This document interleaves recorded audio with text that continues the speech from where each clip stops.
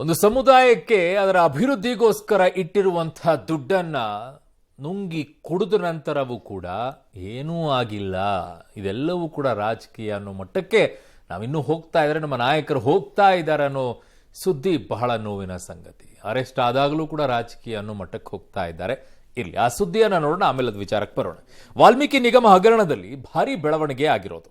40 ಗಂಟೆಗಳ ತಪಾಸಣೆ ತನಿಖೆಯ ಬಳಿಕ ನಿರೀಕ್ಷೆಯಂತೆ ಮಾಜಿ ಮಂತ್ರಿ ನಾಗೇಂದ್ರ ಅವರನ್ನ ಜಾರಿ ನಿರ್ದೇಶನಾಲಯ ಬಂಧಿಸಿದೆ.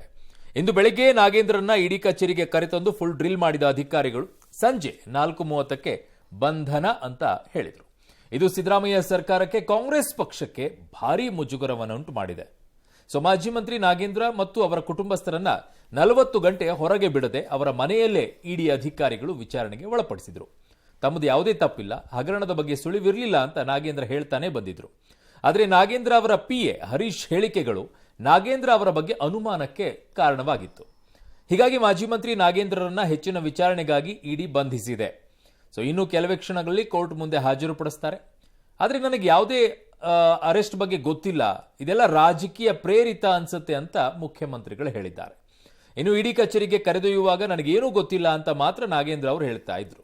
ಈ ಬೆಳವಣಿಗೆಯನ್ನ ನಿಗಮದ ಮೃತ ಅಧೀಕ್ಷಕ ಚಂದ್ರಶೇಖರ್ ಅವರ ಪತ್ನಿ ಸ್ವಾಗತಿಸಿದ್ದಾರೆ. ಹಗರಣದ ಹಿಂದಿರುವ ಪ್ರಭಾವಿಗಳ ವಿರುದ್ಧ ಕ್ರಮ ಆಗಬೇಕು ಅಂತ ಅವರು ಆಗ್ರಹಿಸಿದ್ದಾರೆ.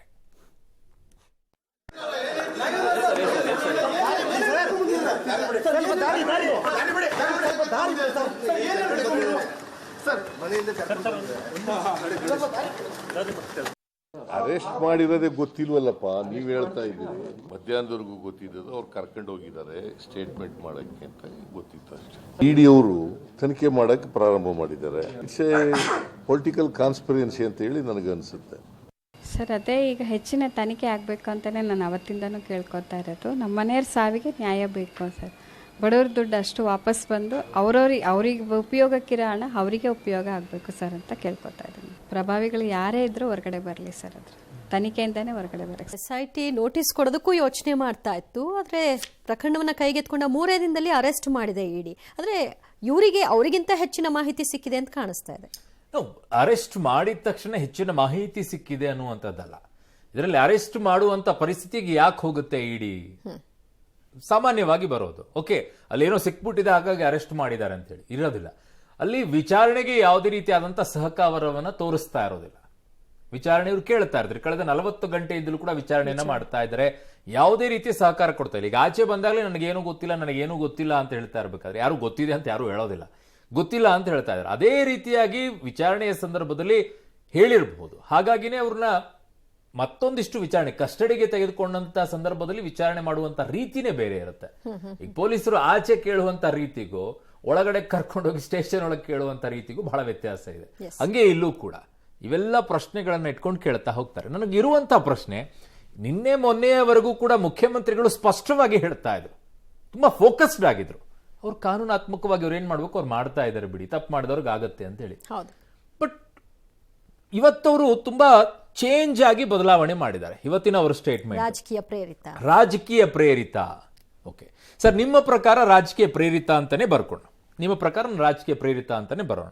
ಸೊ ಹಾಗಿದ್ರೆ ರಾಜ್ಯದ ST ಸಮುದಾಯದ ಜನರಿಗೆ ಹೋಗಬೇಕಾದಂತ ದುಡ್ಡು ಹೈದರಾಬಾದಿಗೆ ಯಾಕೆ ಹೋಯ್ತು? ಹೈದರಾಬಾದಿಗೆ ಯಾಕೆ ಹೋಯ್ತು? ಕಂಡ ಅಕೌಂಟ್ಗಳಿಗೆ ಹೇಗೆ ವರ್ಗಾವಣೆ ಆಯಿತು ಈ amount?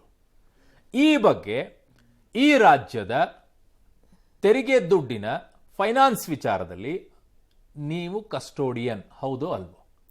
Because you are a finance minister. ನೀವು ಹಣಕಾಸಿನ ಮಂತ್ರಿ ಆಗಿರೋದ್ರಿಂದ ರಾಜ್ಯದ ಜನರ ದುಡ್ಡಿನ ಕಸ್ಟೋಡಿಯನ್ ನೀವಾಗಿರ್ತೀರಾ. ಅದರ ಸಂಪೂರ್ಣ ಜವಾಬ್ದಾರಿ ನಿಮ್ದಿರುತ್ತೆ. ಅದಕ್ಕೆ ಅವರು ಹೇಳ್ತಾರೆ ಯೂನಿಯನ್ ಬ್ಯಾಂಕ್ ಅಲ್ಲಿ ಆಗಿದ್ದು ಅದನ್ನ ಕೇಂದ್ರ ಮಂತ್ರಿಗಳು ಜವಾಬ್ದಾರ, ಅವರೇ ಜವಾಬ್ದಾರಿ ಆಗಬೇಕಾಗುತ್ತೆ. ಅದಕ್ಕೂ ಬರುತ್ತೆ. ಕಸ್ಟೋಡಿಯನ್ ನೀವಾಗ್ತೀರಾ. ಹಾಗಾಗಿ ನೀವು ಕೆಲವು ಇಲಾಖೆಗಳಿಗೆ ಅದ್ರ ಜವಾಬ್ದಾರಿಯನ್ನ ಕೊಟ್ಟಿರ್ತೀರ. ಎಲ್ಲಾ ಇಲಾಖೆಗಳನ್ನ ನಿಮ್ಗೆ ನಿಭಾಯಿಸಕ್ ಆಗೋದಿಲ್ಲ ಅಂತ ಹೇಳಿ ಆ ಇಲಾಖೆಗಳಿಗೆ ಆಯಾ ದುಡ್ಡುಗಳನ್ನ ಕೊಟ್ಟು ಅವರನ್ನ ಕಸ್ಟೋಡಿಯನ್ ಆಗಿ ಮಾಡಿರ್ತೀರ. ಫಾರ್ ಎಕ್ಸಾಂಪಲ್, ಈಗ ನೀವು ಹಣಕಾಸು ಮಂತ್ರಿ ಆಗಿದ್ದೀರಾ, ಒಟ್ಟಾರೆ ಹಣದ ಕಸ್ಟೋಡಿಯನ್ ನೀವು, ಅದರ ಜವಾಬ್ದಾರಿ ನೀವು. ಈಗ ST ಸಮುದಾಯಕ್ಕೆ ಕೊಡಬೇಕಾಗಿರುವಂತಹ ದುಡ್ಡಿನ ವಿಚಾರದಲ್ಲಿ ನೀವೇ ಅದನ್ನ ಕಸ್ಟೋಡಿಯನ್ ಆಗಿ ನೋಡಕ್ಕಾಗೋದಿಲ್ಲ. ಹಾಗಾಗಿ ಅದರ ಜವಾಬ್ದಾರಿಯನ್ನ ನೀವು ಒಬ್ಬ ಮಂತ್ರಿಗೆ ಅಂತ ಕೊಟ್ಟಿರ್ತೀರಾ. ಯಾರು ಈಗ ಸದ್ಯಕ್ಕೆ? ನಾಗೇಂದ್ರ. ಅವರ ಕೆಳಗಡೆಗೆ ಇನ್ನೊಂದು ನಿಗಮ ಅಂತ ಬರುತ್ತೆ.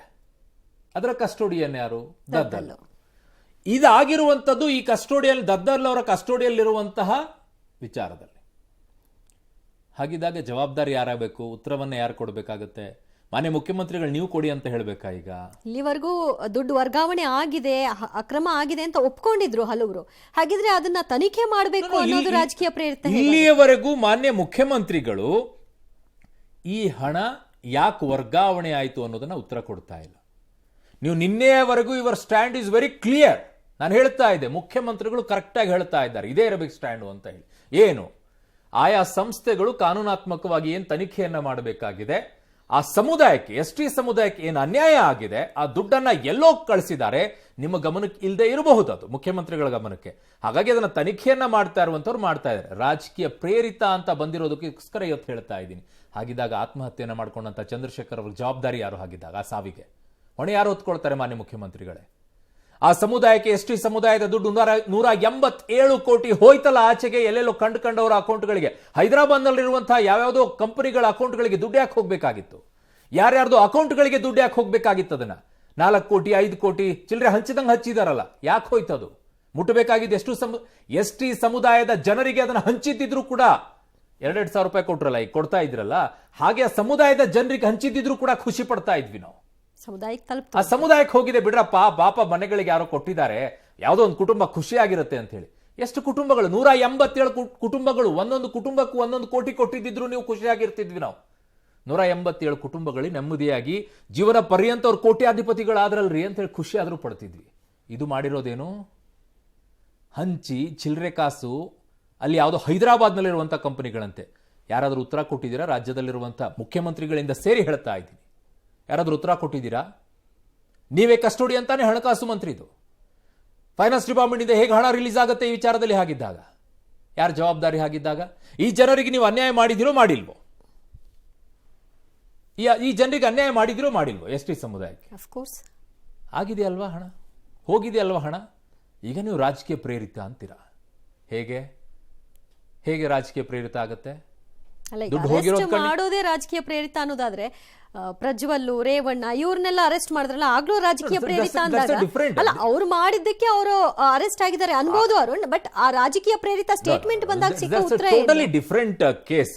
ಈ ಕೇಸಿಗೂ ಆ ಕೇಸಿಗೂ ಡಿಫರೆಂಟ್ ಅರೆಸ್ಟ್ ಇಶ್ಯೂ ಆಗಿ ಬಂದಂತಹ ಸಂದರ್ಭದಲ್ಲಿ ಬರೋ ಸ್ಟ್ಯಾಂಡರ್ಡ್ ಸ್ಟೇಟ್ಮೆಂಟ್ ಅಲ್ವಾ ಅದು? What ever it is. But ಅದು ರಾಜಕೀಯ ಪ್ರೇರಿತ ಅಂತ ಹೇಳಕ್ ಬರೋದಿಲ್ಲ, ಯಾಕಂದ್ರೆ ಆ ಪ್ರಕರಣ ಬೇರೆ, ಅದು ಇನ್ನೊಂದು ರೀತಿಯಾದಂತಹ ಪ್ರಕರಣ ಹೋಗೋದು. ಇದು ಭ್ರಷ್ಟಾಚಾರ ಪ್ರಕರಣ ಆಗಿರೋದ್ರಿಂದ ಬಿಜೆಪಿ ಗೌರ್ಮೆಂಟ್ ಇದ್ದಾಗ ಕಾಂಗ್ರೆಸ್ನವರು ಅರೆಸ್ಟ್ ಮಾಡಿದಂತ ಸಂದರ್ಭದಲ್ಲಿ ಇದು ರಾಜಕೀಯ ಪ್ರೇರಿತ ಅನ್ನೋದು, ಕಾಂಗ್ರೆಸ್ ಗೌರ್ಮೆಂಟ್ ಇದ್ದಾಗ ಬಿಜೆಪಿ ಅವ್ರನ್ನ ಅರೆಸ್ಟ್ ಮಾಡಿದ ತಕ್ಷಣ ರಾಜಕೀಯ ಪ್ರೇರಿತ ಅನ್ನೋದು. ಅಂದ್ರೆ ಭ್ರಷ್ಟಾಚಾರಿಗಳು ತಿನ್ಕೊಂಡು ಮೂಗೊರ್ಸ್ಕೊಂಡು ಹೋಗ್ತಾ ಇರಬೇಕು, ಮುಖಕ್ಕೊರ್ಸ್ಕೊಂಡು ಜನರ ದುಡ್ಡನ್ನ.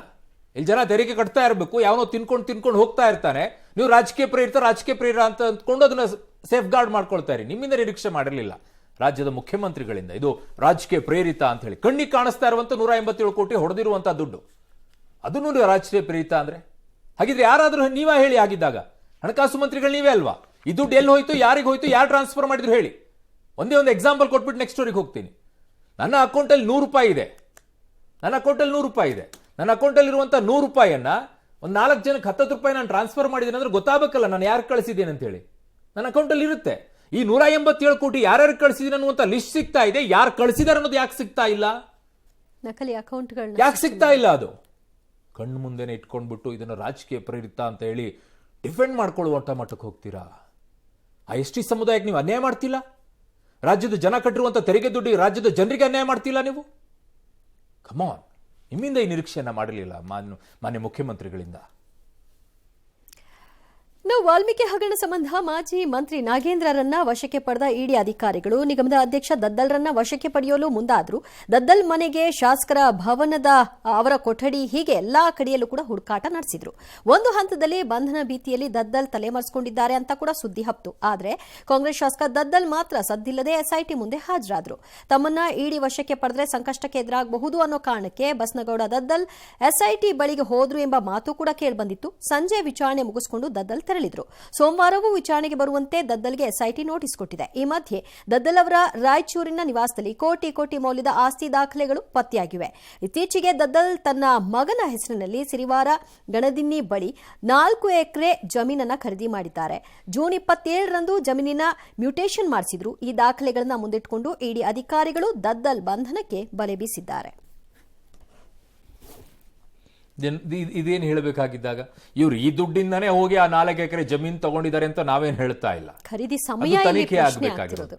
Look at the coincidence. ಅದು ಹೇಗಾಗ್ತದೆ? ಕಾಗೆ ಮುರಿಯೋದಕ್ಕೂ ಕೊಂಬೆ ಮುರಿಯೋದಕ್ಕೂ, ಕಾಗೆ ಕೂಡೋದಕ್ಕೂ ಟೊಂಬೆ ಮುರಿಯೋದಕ್ಕೂ ಹೆಂಗಿದೆ ನೋಡಿ ಲೆಕ್ಕ. ಕರೆಕ್ಟಾಗಿ ಇಲ್ಲಿ ಹಣ ವರ್ಗಾವಣೆ ಆಗುವಂತ ವಿಚಾರ. ಈ ಕಡೆ ಜಮೀನನ್ನ ಖರೀದಿ ಮಾಡ್ತಾರೆ. ಅದು ಯಾರಿಗೆ? 14 ವರ್ಷದ ಮಗ. ಏನು ಇದೊಂದು ಒಳ್ಳೆ ಟ್ರೆಂಡ್ ಶುರು ಆದಂಗಿದೆ ರಾಜಕಾರಣಿಗಳಿಗೆ. 10 ವರ್ಷ, 12 ವರ್ಷ, 14 ವರ್ಷದ ಮಕ್ಕಳಿಗೆಲ್ಲ ಜಮೀನುಗಳನ್ನು ಖರೀದಿ ಮಾಡೋದು, ಅವ್ರಿಗೆ ಕೋಟ್ಯಾಧಿಪತಿಗಳನ್ನ ಮಾಡೋದು. ಏನ್ ಮಾಡ್ತಾ ಇದ್ದೀರಾ ನೀವು? ನಿಮ್ಮ ಮಕ್ಕಳಿಗೋಸ್ಕರ ಆಸ್ತಿ ಈ ರೀತಿಯಲ್ಲಿ ನೀವು ಯಾವ ದುಡ್ಡಲ್ಲಿ ಮಾಡಿದ್ರೆ ಅನ್ನೋದಿಲ್ಲ, ಆದ್ರೆ ನ್ಯಾಯ ರೀತಿಯಲ್ಲಿ ನ್ಯಾಯಯುತವಾಗಿ ಮಾಡ್ಕೊಂಡು ಹೋಗಿ. ನಮಗೇನಾಗಬೇಕಾಗಿದೆ? ಕೋಟಿ ಮಾಡ್ತಿರೋ, 1000 ಕೋಟಿ ನಿಮ್ಮ ಮಕ್ಕಳ ಆಸ್ತಿ ಮಾಡ್ಕೊಳ್ತಿರೋ, ನಮಗೇನಾಗಬೇಕು? ಕುತ್ಕೊಂಡು ಊಟ ಮಾಡೋದಾದ್ರೆ ಅವ್ರು ಮಾಡ್ಕೊಳ್ತಾರೆ, ನಮಗೇನಾಗಬೇಕು? ಈ ದುಡ್ಡು ಎಲ್ಲಿ ಹೋಯ್ತು? ನನಗೆ ಈಗಲೂ ಅರ್ಥ ಆಗ್ತಿಲ್ಲ ಇವರು ಇನ್ನೂ ಕೂಡ ನಿಗಮದ ಅಧ್ಯಕ್ಷರಾಗಿ ಹೇಗೆ ಮುಂದುವರಿತಾ ಇದ್ದಾರೆ ಅಂತ ಹೇಳಿ. ನನಗೆ ಈಗಲೂ ಅರ್ಥ ಆಗ್ತಿಲ್ಲ. ನಾಗೇಂದ್ರ ಅವ್ರ ಕಡೆಗೆ ರಾಜೀನಾಮೆಯನ್ನ ಕೊಡಿಸಿದ್ರಿ. ದದ್ದಲ್ ಅವರು ಈಗಲೂ ಕೂಡ ನಿಗಮದ ಅಧ್ಯಕ್ಷರಾಗಿ ಮುಂದುವರಿತಾ ಇದ್ದಾರೆ. ಯಾಕೆ? ಏನು ಅಷ್ಟೊಂದು ಪ್ರೀತಿ? ಯಾವುದರಲ್ಲಿ ನಿಮಗೆ ಹೆಚ್ಚಿನ ರೀತಿಯಾದಂತಹ ಸಹಾಯವನ್ನ ಮಾಡಿದ್ದಾರೆ? ಯಾವ ರೂಟಲ್ಲಿ ಮಾಡಿದ್ದಾರೆ? ಇದರಲ್ಲಿ ಏನಾದರೂ ಆಗಿದೆಯೋ ನಂಗೆ ಗೊತ್ತಿಲ್ಲ. ಅನುಮಾನ ಬರ್ತಾ ಇದೆ ನಮಗೆ. ಯಾಕಂದ್ರೆ ಇವ್ರು ಇನ್ನೂ ಹಾಗೆ ಮುಂದುವರಿಸ್ಕೊಂಡು ನಾಗೇಂದ್ರ ಅವ್ರು ರಾಜೀನಾಮೆ ಕೊಡಿಸ್ಕೊಂಡ್ಬಿಟ್ಟು ಇವ್ರನ್ನ ಹಾಗೆ ಮುಂದುವರಿಸ್ತಾ ಇದ್ದೀರಾ ಅಂದಾಗ ಅನುಮಾನ ಬರುತ್ತಾ ಬರಲ್ವಾ? ಇವ್ರು ಇದೇ ದುಡ್ಡಲ್ಲಿ ಇವ್ರು ತಗೊಂಡಿದ್ದಾರೆ, ನಾವೇನು ಅದನ್ನ ಹೇಳ್ತಾ ಇಲ್ಲ. ಇವರೇ ಹೊಡೆದು ಬಿಟ್ಟಿದ್ದಾರೆ ಅಂತಲೂ ಹೇಳ್ತಾ ಇಲ್ಲ. ಬಟ್ ಅನುಮಾನ ಹೇಗೆ ಬರ್ತಾ ಇದೆ ಅಂದ್ರೆ, ಈ ದುಡ್ಡು ಈ ಕಡೆಗೆ ಹೋಗೋದಕ್ಕೂ ಈ ಕಡೆಗೆ ಜಮೀನು ಖರೀದಿ ಮಾಡೋದಕ್ಕೂ ಎರಡು ಒಂದೇ ಬಂದು ಕೂತ್ಕೊಳ್ತಾ ಇದೆ. ಅದು ಅವ್ರ ಬಿಸ್ನೆಸ್ ಅಲ್ಲಿ ಮಾಡ್ಕೊಂಡಿದ್ರೆ ಮಾಡ್ಕೊಂಡಿರಲಿ. ಬಟ್ ಈ ದುಡ್ಡು ಎಲ್ಲಿ ಹೋಯ್ತು? ಅದಕ್ಕೆ ಜವಾಬ್ದಾರರು ನಿಗಮ ಮಂಡಳಿ ಅಧ್ಯಕ್ಷರು ಆಗ್ತಾರೋ ಆಗಲ್ವೋ? ಹಣಕಾಸು ಇಲಾಖೆಯ ಕಸ್ಟೋಡಿಯನ್ ನೀವು ಹೇಗಾಗ್ತಿರೋ, ನಿಗಮದ ದುಡ್ಡು 187 ಕೋಟಿ ಆಚೆ ಹೋದಾಗ ಅವ್ರ ಅಧ್ಯಕ್ಷರು ಅದಕ್ಕೆ ಆಗಿದ್ದಾರೆ ಅನ್ನೋದಾದ್ರೆ ಅವರ ಜವಾಬ್ದಾರಿ ಆಗ್ತಾರೋ ಆಗಲ್ವೋ? ಇನ್ನೂ ಯಾಕೆ ಅವ್ರು ಮುಂದುವರಿತಾ ಇದ್ದಾರೆ? ನನಗೆ ಇಲ್ಲಿಯವರೆಗೂ ಉತ್ತರ ಸಿಗ್ತಾ ಇಲ್ಲ ಇದಕ್ಕೆ. ಯಾಕೆ ಮುಂದುವರಿಸ್ತಿದ್ರ ಅಂತ ಹೇಳಿ. ಇಷ್ಟೆಲ್ಲ ಆದ್ರೂ ಕೂಡ ಏನೋ ಬಹಳ ಆತ್ಮೀಯರಾಗಿರ್ಬೇಕು, ಏನೋ ಅವರಿಂದ ಸಿಕ್ಕಿರ್ಬೇಕೇನೋ, ಯಾವ ರೀತಿಯಲ್ಲಿ ನಂಗೆ ಗೊತ್ತಿಲ್ಲ. ಇನ್ನು ವಾಲ್ಮೀಕಿ ನಿಗಮದ ಹಗರಣ ಸಂಬಂಧ ಇದೇ ಮೊದಲ ಬಾರಿಗೆ ಆ ಸಮುದಾಯದ ಸಚಿವ ಸತೀಶ್ ಜಾರಕಿಹೊಳಿ ಅವರು ಮುಕ್ತವಾಗಿ ಮಾತನಾಡಿದ್ರು. ಫೈನಲಿ ಸರ್ ಎಂಟ್ರಿ ಕೊಟ್ರ. ಓಹೋ, ತಪ್ಪು ಮಾಡಿದ್ರೆ ಒಪ್ಕೋಬೇಕು, ಅದಿಲ್ಲಿಗೆ ಮುಗಿಯುತ್ತೆ. ಒಂದು ಸುಳ್ಳು ಮುಚ್ಚಿಡೋಕೆ ಮತ್ತಷ್ಟು ಸುಳ್ಳು ಹೇಳಬಾರದು ಅಂತ ಹೇಳಿದ್ದಾರೆ. ಇಷ್ಟು ದಿನ ಬೇಕಾಯ್ತಾ ಸರ್? ಸದ್ಯ ಇದು ತನಿಖಾ ಹಂತದಲ್ಲಿದೆ. ಸಚಿವರು, ಶಾಸಕರು ಇದರಲ್ಲಿ ಭಾಗಿಯಾಗಿದ್ರೆ ಅದು ಸರ್ಕಾರ ಕಳಂಕ, ಮುಜುಗರ ಅಂತ ಅಭಿಪ್ರಾಯ ಪಟ್ಟಿದ್ದಾರೆ. ಇದೇ ವೇಳೆ ಸಿಎಂ ಸಿದ್ದರಾಮಯ್ಯನವರ ಪರವಾಗಿ ಕೂಡ ಬ್ಯಾಟ್ ಬೀಸಿದ್ದಾರಂತೆ. ಇನ್ನು ಡಿಸಿಎಂ ಮತ್ತು ಮಧು ಬಂಗಾರಪ್ಪ ಕಳೆದ 2 ದಿನದಿಂದಲೂ ಕೂಡ ಹೇಳ್ತಾ ಇರೋದು ಒಂದೇ, ಏನು? ಅದೇ ಬಿಜೆಪಿ ಅವ್ರಿಗೆ ಚಾಟ ಅಂತ ಹೇಳಿ. ಸೊ ಇವರು ದಾಳಿ ಮಾಡಬಾರ್ದಾಗಿತ್ತು ಅಂತ ಅವ್ರದ್ದು. ಇಡೀ ವರ್ಷದಲ್ಲಿರುವ ನಾಗೇಂದ್ರ ಬಗ್ಗೆ ಪ್ರತಿಕ್ರಿಯೆ ನೀಡಿರುವಂತ ಬಿಜೆಪಿ ಈ ಪ್ರಕರಣದಲ್ಲಿ ಸಿಎಂ ಕೂಡ ರಾಜೀನಾಮೆ ಕೊಡಬೇಕು ಅಂತ ಒತ್ತಾಯಿಸಿದ್ದಾರೆ. ತಪ್ಪಲ್ಲ, ಹತ್ರ ಏನು ಪ್ರಶ್ನೆ ಇಲ್ಲ. ತಪ್ಪು ಮತ್ತು ಅದನ್ನು ಸುಳ್ಳು ಹೇಳಿಕ್ಕೆ ಮತ್ತೆ ಮುಂದೆ 10 ಸುಳ್ಳು ಹೇಳೋ ಬದಲು ಎಸ್ ಅಂದ್ರೆ ಅಲ್ಲಿ ಕ್ಲೋಸ್ ಆಗುತ್ತೆ. ಮುಜುಗರು ಅವ್ರು ಮಾಡಿದರೆ ಖಂಡಿತವಾಗಿ ಮುಜುಗರ ತನಿಖಾ ಹಂತದಲ್ಲಿ ಇದೆ. ಒಂದು ವೇಳೆ ಹಂಗೇನೋ ಅವರು ಮಂತ್ರಿಗಳು ಮತ್ತೆ ಯಾರು ಇನ್ವಾಲ್ವ್ ಇದ್ದರೆ ಶಾಸಕರು, ಖಂಡಿತವಾಗಿ ಅದು ಒಂದು ಕಳಂಕ. CM ಸಂಬಂಧ ಇಲ್ಲ. ಈಗಿನ ಕೆಳಗಿನವ್ರು ನಾವೆಲ್ಲ ಮಂತ್ರಿಗಳು ಸಮಸ್ಯೆ ಮಾಡಿದ್ರೆ CMಗೂ ಸಂಬಂಧ ಬರೋಲ್ಲ. ಮೊನ್ನೆ ಇಡಿಯನ್ನು ಕೂಡ ಕಳೆದ 2 ದಿನಗಳಿಂದ ನಿರಂತರವಾಗಿ ತನಿಖೆ ನಡೆಸ್ತಾ ಇದ್ದಾರೆ. ವಾಲ್ಮೀಕಿ ಅಭಿವೃದ್ಧಿ ನಿಗಮದ ಹಗರಣ ಇರ್ಬೋದು, ಮೈಸೂರಿನ 5,000 ಕೋಟಿ ಹಗರಣ ಏನಾಗಿದೆ, ಮೂಡ ಹಗರಣ, ಇವೆಲ್ಲದಕ್ಕೂ ಕೂಡ ಮಾನ್ಯ ಮುಖ್ಯಮಂತ್ರಿಗಳು ಉತ್ತರ ಕೊಡಬೇಕಾಗ್ತದೆ. CBIಗೆ ವಹಿಸಬೇಕಾಗ್ತದೆ. ತಮ್ಮ ಸ್ಥಾನಕ್ಕೆ ರಾಜೀನಾಮೆಯನ್ನು ಕೂಡ ಕೊಡಬೇಕಾಗ್ತದೆ. ಇದರಲ್ಲಿ ಬರೀ ನಾಗೇಂದ್ರ ಒಬ್ಬರೇ ಕೈವಾಡ ಇಲ್ಲ. ಇದರಲ್ಲಿ ನಾಗೇಂದ್ರನ ಮೇಲುಗಡೆ ಇರ್ತಕ್ಕಂಥ ಅಧಿಕಾರಿಗಳು ಇದ್ದಾರೆ. ಇದು ಯಾವುದೇ ಕಾರಣಕ್ಕೂ ದೊಡ್ಡ ಮಟ್ಟದಲ್ಲಿ ಅನುಮತಿ ಪಡೆದ ಸಾಧ್ಯನೇ ಇಲ್ಲ. ಇವತ್ತಿದು ಒಂದು ಕೊಲೆ ಪ್ರಕರಣ ದಾಖಲಾಗಬೇಕು. ಇದರಲ್ಲಿ ಸಮುದಾಯದ ಕಲ್ಯಾಣದಕ್ಕೆ ಇಟ್ಟಿದ್ದಂತಹ ದುಡ್ಡು ಹೋದ್ರೂ ಕೂಡ ಯಾವುದೇ ಸಮುದಾಯದ ನಾಯಕರು ಮಾತನಾಡಲಿಲ್ಲ. ಅಂದ್ರೆ ಇವರಿಗೆ ಸಮುದಾಯದ ಬಗ್ಗೆ ಇರುವಂತಹ ಕಾಳಜಿ, ಪ್ರೀತಿ. Look at the statement Divya. ಇವತ್ತು ಕೂಡ ಸರ್ಕಾರಕ್ಕೆ ಕಳಂಕ, ಇದು ಆಗಿದ್ದಿದ್ರೆ ಸರ್ಕಾರಕ್ಕೆ ಕಳಂಕ, ಮುಜುಗರ. ಅಯ್ಯೋ, ನಿಮ್ಮ ಸರ್ಕಾರಕ್ಕೆ ಕಳಂಕ, ಮುಜುಗರ ಅಥವಾ ಹೊಲಸು ಅಂಟ್ಕೊಂಡ್ರೆ ನಮಗೇನಾಗಬೇಕಾಗಿದೆ? ನಿಮ್ಮ ಸರ್ಕಾರಗಳು ಅನುಭವಿಸ್ಕೊಂಡು ಹೋಗ್ತೀರಾ, ನಿಮ್ಮ ಪಕ್ಷಗಳು ಅನುಭವಿಸ್ಕೊಂಡು ಹೋಗ್ತೀರಾ? ಮೈ ಕ್ವಶನ್ ಏನಾದ್ರು ಹೇಳ್ತಾ ಇದ್ರೆ ತಪ್ಪು ಮಾಡಿದ್ರೆ ಒಪ್ಕೋಬೇಕು. ನಿಮ್ಮ ತಪ್ಪು, ನಿಮ್ಮ ಒಪ್ಪಿಗೆ ಇವೆಲ್ಲ ಬೇಕಾಗಿಲ್ಲ. ಮಾನ್ಯ ಸತೀಶ್ ಜಾರಕಿಹೊಳಿ ಅವರೇ, ನೀವು ಆ ಸಮುದಾಯದ ಒಬ್ಬ ಲೀಡರ್, ಮುಖ್ಯಮಂತ್ರಿ ಆಗಬೇಕು 2028ರಲ್ಲಿ ಅಂತ ಯೋಚನೆ ಮಾಡ್ತಾ ಇರುವಂಥ ಒಬ್ಬ ನಾಯಕರು, ಅವಾಗ ಕೇಳ್ತೀವಿ ಅಂತ ಹೇಳ್ತಾ ಇರುವಂಥ ನಾಯಕರು.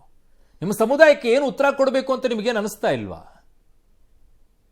ನಿಮ್ಮ ಸಮುದಾಯವನ್ನ ಈ ರೀತಿಯಾಗಿ ಬಳಕೆ ಮಾಡಿಕೊಂಡು ಆ ದುಡ್ಡನ್ನು ಹೊಡ್ಕೊಂಡು ಇನ್ಯಾರ್ಯಾರು ಬೆಳೀತಾ ಇದ್ದಾರೆ, ಅದನ್ನು ನಾನು ಮುಟ್ಟಿಸ್ಬೇಕು, ಆ ಸಮುದಾಯಕ್ಕೆ ಅನ್ಯಾಯ ಆಗಿದೆ ಅಂತ ಒಂದು ಮಾತು ಬರ್ತಾ ಇಲ್ವಾ ನಿಮಗೆ? ಟೇಕನ್ ಫಾರ್ ಎ ಗ್ರಾಂಟೆಡ್ ಅನ್ಕೊಂಡ್ಬಿಟ್ಟಿದ್ದೀರಾ. ಎಸ್ ಟಿ ಸಮುದಾಯದ ಲೀಡ್ರು, ನಾನು ಇದನ್ನ ಹೇಳ್ಬಿಟ್ರೆ ಸಾಕು, ಅವ್ರು ಏನು ಮಾಡಿದ್ರು ಓಟ್ ಹಾಕ್ತಾರೆ. ಸಮುದಾಯಗಳು ಹಾಗೆ ರೆಸ್ಪಾಂಡ್ ಮಾಡ್ತಾ ಇದ್ದಾವೆ. ಎಸ್ ಟಿ ಸಮುದಾಯ ಅಷ್ಟೇ ಯಾಕೆ, ಇನ್ನುಳಿದಂಥ ಎಲ್ಲ ಸಮುದಾಯಗಳು ಹಾಗೆ. ಆ ಸಮುದಾಯದಲ್ಲಿರುವಂಥ ಲೀಡರ್ಗಳು ಹೊಡ್ಕೊಂಡು ಅವರ ಆಸ್ತಿಗಳನ್ನು ಏರಿಸ್ಕೊಂಡು ಹೋಗ್ತಾರೆ. ಅವರ ಆಸ್ತಿಗಳು, ಆ ಸಮುದಾಯದಲ್ಲಿರುವಂಥವ್ರು ಬಡವರು ಮಾತ್ರ ಉದ್ಧಾರ ಆಗೋದಿಲ್ಲ. ಎಲ್ಲ ತಗೊಳ್ಳಿ ನೀವು, ಯಾವ ಸಮುದಾಯ ಯಾವ್ದು ಬೆಳೆದಿದೆ ಹೇಳಿ? ಯಾವ ಸಮುದಾಯದ ಲೀಡರ್ಸ್ಗಳು ಮಾತ್ರ ಬೆಳೆದಿದ್ದಾರೆ? ಆ ಸಮುದಾಯಗಳನ್ನು ಹೇಗೆ ಬೆಳೆಸಿದ್ದಾರೆ ಹೇಳಿ? ನಿಮ್ಮ ಸ್ಟೇಟ್ಮೆಂಟ್ಗಳು ನೋಡಿದ್ರೆ ತಪ್ಪು ಮಾಡಿದರೆ ಒಪ್ಕೊಳ್ಬೇಕು ಅಂತೇಳಿ, ಅದೇನದು ಕಳಂಕ ಮುಜುಗರ, ಅನ್ಯಾಯ ಆಗಿದೆ, ಆ ದುಡ್ಡನ್ನು ವಾಪಸ್ ತರಬೇಕು ಅಂತ ಒಂದಾದರೂ ಸ್ಟೇಟ್ಮೆಂಟ್ ನಿಮ್ಮದು? ಇಲ್ಲಿವರೆಗೂ ಇಷ್ಟು ದಿನ ಆದಮೇಲೆ ಬಂದಿದ್ದೀರಾ ನೀವು. ಆ ದುಡ್ಡು ಹೋಗಿದ್ದು ಅನಿಸ್ತಾನೆ ಇಲ್ವಾ? ನಿಮ್ಮ ಸಮುದಾಯಕ್ಕೆ ಅನ್ಯಾಯ ಆಗಿದೆ ಅಂತಲೂ ಅನಿಸ್ತಾ ಇಲ್ವಾ? Very sad part. ಇನ್ನು ಮೂಡ ಹಗರಣ ಖಂಡಿಸಿ ಮೈಸೂರಿನಲ್ಲಿ ಭಾರೀ ಪ್ರತಿಭಟನೆಗೆ ಪ್ಲಾನ್ ಮಾಡಿದಂತಹ ಬಿಜೆಪಿಗೆ ಕಾಂಗ್ರೆಸ್ ಬಿಗ್ ಶಾಕ್ ಅನ್ನ ಕೊಡ್ತು. ಪ್ರತಿಭಟನೆಗೆ ಹೊರಟಂತ ನಾಯಕರನ್ನ ಎಲ್ಲಂದ್ರಲ್ಲಿ ವಶಕ್ಕೆ ಪಡೆದು ಹೋರಾಟ ಹತ್ತಿಕ್ಕಲು ನೋಡಿದ್ರು. ಈ ವೇಳೆ ಭಾರೀ ಹೈಡ್ರಾಮಾ ಕೂಡ ಆಯಿತು. ಮೈಸೂರು ರಸ್ತೆಯಲ್ಲಿ ಬಿವೈ ವಿಜಯೇಂದ್ರ, ಮುನಿರತ್ನ ಸೇರಿ ಹಲವರನ್ನ ಪೊಲೀಸರು ಬಲವಂತವಾಗಿ ವಶಕ್ಕೆ ಪಡೆದ್ರು. ಹಾಗಿದ್ರು ಪೊಲೀಸರ ಕಣ್ತಪ್ಪಿಸಿ ಅಶೋಕ್ ಮತ್ತು ಅಶ್ವಥ್ ನಾರಾಯಣ್ ಲಗೇಜ್ ವಾಹನದಲ್ಲಿ ಅವಿತು ಮೈಸೂರಿಗೆ ಪ್ರಯಾಣಿಸಿದ್ರು. ಅಲ್ಲಿ ಪ್ರತಿಭಟನೆಗೆ ಮುಂದಾದ ಕೂಡಲೇ ಪೊಲೀಸರು ಅವರನ್ನು ಕೂಡ ವಶಕ್ಕೆ ಪಡೆದ್ರು. ಮಂಡ್ಯ, ಚಾಮರಾಜನಗರ, ತುಮಕೂರು ಹೀಗೆ ಎಲ್ಲಾ ಕಡೆ ಬಿಜೆಪಿ ನಾಯಕರು ಪ್ರತಿಭಟನೆಯನ್ನು ನಡೆಸಿದ್ರು. ಪೊಲೀಸರು ತಡೆದ್ರು. ಇದನ್ನ ಖಂಡಿಸಿ ಬಿಜೆಪಿ ಕಾರ್ಯಕರ್ತರು ರಾಜ್ಯದ ವಿವಿಧೆಡೆ ಪ್ರತಿಭಟನೆ ನಡೆಸಿದ್ರು. ಬಿಜೆಪಿಯ ಪ್ರತಿಭಟನೆಗೆ ಪ್ರತಿಯಾಗಿ ಮೈಸೂರಿನಲ್ಲಿ ಕಾಂಗ್ರೆಸ್ ನಾಯಕರು ಪ್ರತಿಭಟಿಸಿದ್ರು. ತಮ್ಮನ್ನೂ ಬಂಧಿಸಿ ಅಂತ ಪ್ರತಿಭಟನಾಕಾರರು ಕೂಗಿ ಹೇಳಿದ್ರು. ಕಾಂಗ್ರೆಸ್ ಪಕ್ಷದ ಯಾರನ್ನೂ ಕೂಡ ಪೊಲೀಸರು ಬಂಧನಕ್ಕೆ ಒಳಪಡಿಸಲಿಲ್ಲ. ಇನ್ನು ಸಿಎಂ ಸಿದ್ದರಾಮಯ್ಯ ವಿರುದ್ಧ ಬಿಜೆಪಿ ಮುರ್ಕೊಂಡು ಬಿದ್ದಿದ್ದು ರಾಜೀನಾಮೆಗೆ ಒತ್ತಾಯಿಸಿದೆ. ಮೂಡಾ ಹಗರಣದಲ್ಲಿ ಸಿಎಂ ಬಂಧನ ಆಗಬಹುದು ಎಂದಿದೆ. ಸೋಮವಾರದಿಂದ ಶುರುವಾಗುವಂತಹ ಅಧಿವೇಶನ ಸಂಬಂಧ ದೋಸ್ತಿಗಳು ಸಭೆ ನಡೆಸಿವೆ. ಇದನ್ನ ಕಾಂಗ್ರೆಸ್ ಪಕ್ಷ ಎಂದಿನಂತೆ ಖಂಡಿಸಿದೆ. ಪ್ರತಿಭಟನೆ ತಡೆದದ್ದನ್ನ ಸಿಎಂ ಸಮರ್ಥನೆ ಮಾಡಿಕೊಂಡಿದ್ದಾರೆ. ನಮ್ಮ ಅಪ್ಪನನ್ನ ರಾಜಕೀಯವಾಗಿ ಮುಗಿಸುವ ಕುತಂತ್ರ ನಡೆದಿದೆ ಅಂತ ಎಂಎಲ್ಸಿ ಯತೀಂದ್ರ ಆರೋಪಿಸಿದ್ದಾರೆ.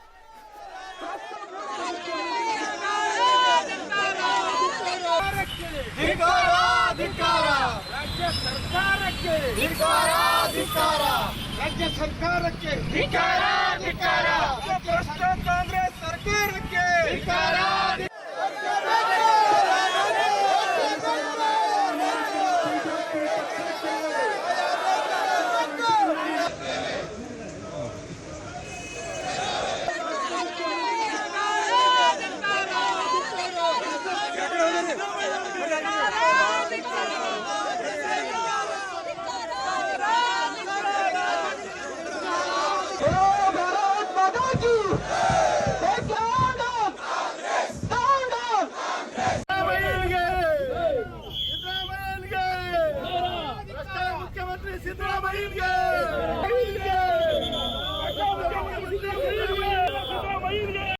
ನೀವು ನಮ್ಮನ್ನೇ ಅರೆಸ್ಟ್ ಮಾಡಿ ಹೆದರಿಸ್ತೀರಿ ಸಿದ್ದರಾಮಯ್ಯನವರೇ. ಮುಂದೆ ಅಗತ್ಯ ಭದ್ರ ಮೂಡಾ ಪ್ರಕರಣದಲ್ಲಿ ನೀವೇ ಅರೆಸ್ಟ್ ಆಗ್ಬೋದು. ನಾವು ನಮ್ಮ ಪಾರ್ಟಿ, ನಮ್ಮ ಕರ್ನಾಟಕ ಘಟಕ ವಿಶ್ರಮಿಸುವುದಿಲ್ಲ. ನಮ್ಮ ರಾಜ್ಯ ಅಧ್ಯಕ್ಷರು ಮತ್ತು ವಿರೋಧ ಪಕ್ಷದ ನಾಯಕರ ನೇತೃತ್ವದಲ್ಲಿ ಅದರ ಜೊತೆಯಲ್ಲಿ ಅಗತ್ಯ ಬಿದ್ದರೆ ಇದಕ್ಕೆ ಕಾನೂನಿನ ಹೋರಾಟವನ್ನು ಮಾಡ್ತೀವಿ. ಇವತ್ತು ನಮ್ಮ ಹೋರಾಟವನ್ನು ಹತ್ತಿಕ್ಕತಕ್ಕಂತ ಕೆಲಸವನ್ನು ಮಾಡ್ತಾ ಇದ್ದಾರೆ. ಇದು ಅಕ್ಷಮ್ಯ ಅಪರಾಧ. ಇವತ್ತು ಏನ್ ತುಗ್ಲಕ್ ದರ್ಬಾರ್ ಮಾಡೋದಕ್ಕೆ ಹೊರಟಿದ್ದಾರೆ ಮನೆ ಸಿದ್ದರಾಮಯ್ಯ ಸರ್ಕಾರ. ನಮ್ಮ ಕಾರ್ಯಕರ್ತರು ಹೆದರ್ಕೊಳ್ತಕ್ಕಂಥ ಪ್ರಶ್ನೆನೇ ಇಲ್ಲ. ಇವತ್ತು ನಿಮ್ಮ ಬ್ರಹ್ಮಾಂಡ ಭ್ರಷ್ಟಾಚಾರ ಬಯಲಾಗಿದೆ. ಮಾನ್ಯ ಮುಖ್ಯಮಂತ್ರಿಗಳು ರಾಜ್ಯದ ಜನತೆಗೆ ಉತ್ತರವನ್ನು ಕೊಡಬೇಕಾಗ್ತದೆ. ತತ್ಕ್ಷಣ ತಮ್ಮ ಸ್ಥಾನಕ್ಕೆ ರಾಜೀನಾಮೆಯನ್ನು ಕೊಟ್ಟು ಆಗ ಮಾತ್ರ ಇದಕ್ಕೆ ನ್ಯಾಯ ಸಿಗೋದಕ್ಕೆ ಸಾಧ್ಯ ಆಗ್ತದೆ. ರಸ್ತೆನಲ್ಲಿ ಕಾರ್ನ ಇದು ಮಾಡಿದ್ರೆ ಇವತ್ತು ಇದು ಬೇರೆ ಇದೆ, ಆಷಾಢ ಶುಕ್ರವಾರ, ಜನಗಳಿಗೆಲ್ಲ ತೊಂದರೆ ಆಗಲ್ವಾ? ರಸ್ತೆನಲ್ಲಿ ಕಾರ್ಗಳು ಹೋದ್ರೆ, ಮೋಟರ್ ಬೈಕ್ಗಳು ಹೋದ್ರೆ ತೊಂದರೆ ಆಗಲ್ವಾ? In the interest of the people, the government has taken it decision. ಅದನ್ನ ದೊಡ್ಡದಾಗಿ ಬಿಂಬಿಸಿ ಅವ್ರನ್ನ ಕಾಲು ಎಳಿಬೇಕು, ಅವ್ರನ್ನ ಅಧಿಕಾರದಿಂದ ಇಳಿಸಬೇಕು ಅಂತ ಹೇಳಿ ಕಾಯ್ತಿರ್ತಾರೆ. ಆದ್ರೂ ಕೂಡ 2ನೇ ಬಾರಿ ಸಿದ್ದರಾಮಯ್ಯ ಮುಖ್ಯಮಂತ್ರಿಗಳಾಗಿದ್ರೆ ಅದಕ್ಕೆ ನೀವೆಲ್ಲ ಒಗ್ಗಟ್ಟಾಗಿ ನಿಂತಿರೋದೇ ಕಾರಣ. ಅವ್ರ ಬಗ್ಗೆ ಪ್ರತಿಪಕ್ಷದವರು ಸುಳ್ಳು ಆರೋಪಗಳನ್ನ, ಅಪಪ್ರಚಾರಗಳನ್ನು ಮಾಡಿದ್ರು ಕೂಡ ನೀವು ಅದನ್ನ ನಂಬಬೇಡಿ. ಓಕೆ, ಮಾನ್ಯ ಸ್ಟೇಟ್ಮೆಂಟ್ಗಳನ್ನ ನೋಡಿ. ಇವರನ್ನ ಕಾಂಗ್ರೆಸ್ನವ್ರನ್ನ ಬಂಧಿಸೋದಿಲ್ಲ ಅಂತ ಬಿಜೆಪಿ ಅವ್ರನ್ನ ಬಂಧಿಸಿದಾರೆ ಅಂತೇಳಿ. ಕಾಂಗ್ರೆಸ್ನವ್ರು ಯಾವಾಗಿದ್ರು ಏನು ಸ್ಟೇಟ್ಮೆಂಟ್ ಕೊಡ್ತಾರೆ? ಅಲ್ಲ, ಪ್ರತಿಭಟನೆಯನ್ನ ಹತ್ತಿಕ್ಕಬಾರ್ದು, ಪ್ರಜಾಪ್ರಭುತ್ವ. correct ಅಲ್ವಾ? ಹಾ. ಅಲ್ಲ, ಆಕ್ಚುಲಿ ಪರ್ಮಿಷನ್ ತಗೊಂಡು ಪ್ರೊಟೆಸ್ಟ್ ಮಾಡೋದಕ್ಕೆ ಅವಕಾಶ ಇದೆ, ಆದ್ರೆ ಅದನ್ನ ಯಾವ ಪಕ್ಷಗಳು ಯಾವ ಪಕ್ಷಗಳು ತಾನೇ ಮಾಡಿದಾವೆ? ನೀವೊಂದೆಲ್ಲೋ ಜಾಗದಲ್ಲಿ ಇಲ್ಲೆಲ್ಲೋ ಸರ್ಕಲ್ ಅಲ್ಲಿ ಎಲ್ಲೋ ಪ್ರತಿಭಟನೆ ಮಾಡ್ತಿದ್ದೀರಿ ಅಂತಂದಾಗ ನಿಮ್ಗೆ ಅದು ಪರ್ಮಿಷನ್ ತಗೊಳ್ಬೇಕಾಗತ್ತೆ ಸಿಟಿ ಒಳಗಡೆಗಾದ್ರೆ. ನೀವು ಇಲ್ಲಿಂದ ಮೈಸೂರವರೆಗೂ ನಾವು ಹೋಗ್ತಾ ಇದ್ದೀವಿ ಅಲ್ಲಿಗೆ ಅಂತಂದಾಗ ಅದನ್ನ ಬ್ರೇಕ್ ಮಾಡುವಂತ ಕೆಲಸ ಪ್ರಜಾಪ್ರಭುತ್ವದಲ್ಲಿ ಇದೆಯಾ? ಸಂವಿಧಾನದಲ್ಲಿ ಹತ್ತಿಕ್ಕುವಂಥದ್ದು ಅವಕಾಶ ಇದೆಯಾ? ಸಂವಿಧಾನ ಮುಳುಗೋಗ್ತಾ ಇದೆ, ಸಂವಿಧಾನವನ್ನು ಬದಲಾವಣೆ ಮಾಡ್ತಾರೆ, ಪ್ರಜಾಪ್ರಭುತ್ವ ಕತ್ತಲಲ್ಲಿದೆ. ಇದಾ ಪ್ರತಿಭಟನೆ ಮಾಡೋಕ್ಕೆ ವಿರೋಧ ಪಕ್ಷಗಳಿಗೆ ಅವಕಾಶ ಇದೆ, ಮಾಡಕ್ಕೆ ಬಿಡಬೇಕು, ಹತ್ತಿಕ್ಕೋ ಕೆಲಸ ಅಲ್ಲ. ಆಮೇಲೆ ಯತೀಂದ್ರ ಅವರು ನಮ್ಮ ಅಪ್ಪನನ್ನು ರಾಜಕೀಯವಾಗಿ ಮುಗಿಸೋ ಕುತಂತ್ರ ನಡೀತಾ ಇದೆ. Is a mass leader. ಇಲ್ಲಿಯವರೆಗೂ ಯಾವ ರಾಜಕಾರಣಿಗೂ ಕೂಡ ಅಂಥ ಶಕ್ತಿ ಇದೆ ಅಂತ ನನಗಂತೂ ಅನಿಸಿಲ್ಲ.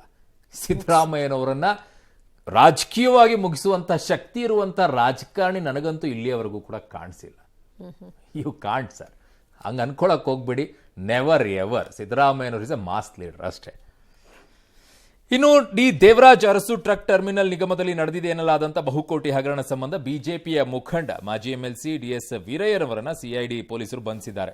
ಮೂಡ ಹಗರಣ ವಿರುದ್ಧದ ಪ್ರತಿಭಟನೆಗೆ ಅಂತ ಡಿಎಸ್ ವೀರಯ್ಯ ಮೈಸೂರಿಗೆ ತೆರಳಿದ್ರು. ಇವತ್ತು ಅವರನ್ನ ಸಿಐಡಿ ಲಾಕ್ ಮಾಡಿದೆ. 2021-23 ಅವಧಿಯಲ್ಲಿ DDU-TTL ನಿಗಮದ ಗುತ್ತಿಗೆ ನೀಡಿಕೆಯಲ್ಲಿ ಅಕ್ರಮ ನಡೆದಿದೆ ಅಂತ ಬೆಂಗಳೂರಿನ ವಿಲ್ಸನ್ ಗಾರ್ಡನ್ ಠಾಣೆಗೆ ಹಾಲಿ ವ್ಯವಸ್ಥಾಪಕ ನಿರ್ದೇಶಕರು ದೂರು ಕೊಟ್ಟಿದ್ರು. ಹೀಗಾಗಿ ಪ್ರಕರಣವನ್ನು ಸರ್ಕಾರ ಸಿಐಡಿಗೆ ವಹಿಸಿತ್ತು. 2021-23 ಅವಧಿಯಲ್ಲಿ ಡಿಎಸ್ ವೀರಯ್ಯ ಅವರು ದೇವರಾಜ್ ಅರಸು ಟ್ರಕ್ ಟರ್ಮಿನಲ್ ನಿಗಮದ ಅಧ್ಯಕ್ಷರಾಗಿದ್ದರು. ಈ ಅವಧಿಯಲ್ಲಿ 55 ಕೋಟಿ ರೂಪಾಯಿ ಅವ್ಯವಹಾರ ನಡೆಸಿದ್ದಾರೆ ಅನ್ನುವಂಥ ಆರೋಪ ಕೇಳಿ ಬಂದಿತ್ತು. ನೋಡಿ ಎಷ್ಟು ಚೆನ್ನಾಗಿದೆ ಇದು, ಯಾವ ರೀತಿಯಾಗಿದೆ, ಸಖತ್ತಾಗಿದೆ ಇದು. ಇಲ್ಲಿ ಅರೆಸ್ಟ್ ಮಾಡಿದ ತಕ್ಷಣ ಇದು ರಾಜಕೀಯ ಪ್ರೇರಿತ ಅಲ್ಲ. ಇಲ್ಲಿ 55 ಕೋಟಿ, ಅಲ್ಲಿ 187 ಕೋಟಿ, ಅದು 187 ಕೋಟಿ, ಇದು 55 ಕೋಟಿ, ಇದು ಅರೆಸ್ಟ್ ಮಾಡಿಬಿಟ್ರು. ಇದು ರಾಜಕೀಯ ಪ್ರೇರಿತ ಅಲ್ಲ ಅಲ್ವಾ ಸರ್? ಅದು ರಾಜಕೀಯ ಪ್ರೇರಿತ ಆಗ್ಬಿಡ್ತು. ಹೆಂಗಿರುತ್ತೆ ನೋಡಿ ನಿಮ್ಮ ಆಯಾ ಸಂದರ್ಭಕ್ಕೆ ತಕ್ಕಂಗೆ.